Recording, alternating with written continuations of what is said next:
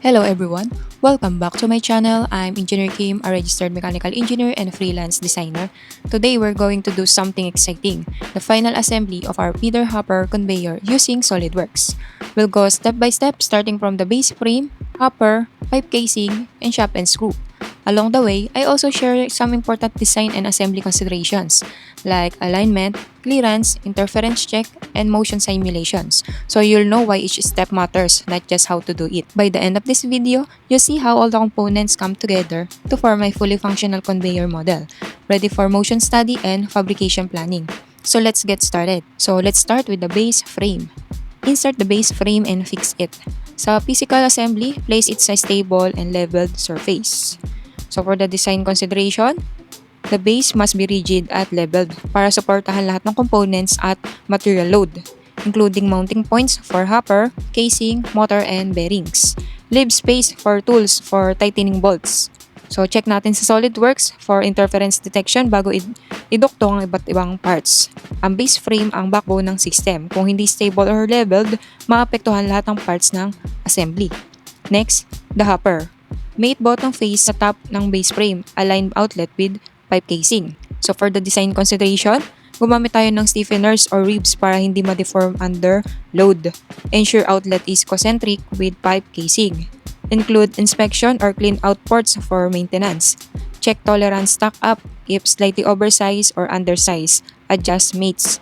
Kung hindi aligned ang hopper, material flow ay ma-jam at magiging mahirap ang assembly sa real life. Okay, next is the pipe casing. Align inlet with hopper outlet using concentric mate. Mate casing mount sa base frame. So, sa design consideration naman, yung inner diameter, dapat mag-provide tayo ng at least 1 to 2 mm clearance sa screw. Yung wall thickness enough to resist bending and abrasion. Include flanges or removable sections for maintenance.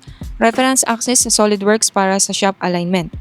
Proper casing alignment ensures smooth rotations at walang friction na makakasira sa system. And last, we have the shaft and screw conveyor. Mate shaft concentrically with axis casing. Insert bearings at both ends. Mate inner race sa shaft, outer race sa frame. Okay, so dapat yung shaft is ma-resist niya yung torsion at bending load. Screw pitch and diameter affect material flow rate. Bearings must be support axial and radial load.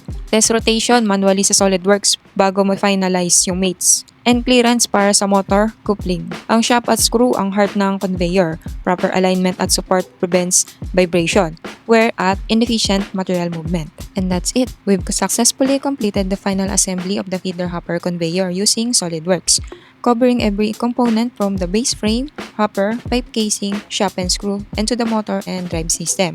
Remember, when assembling a conveyor, whether in CAD or in real life, it's not just about putting parts together. Proper alignment, clearance, interference check, and accessibility are key to ensuring smooth operation and long-lasting performance.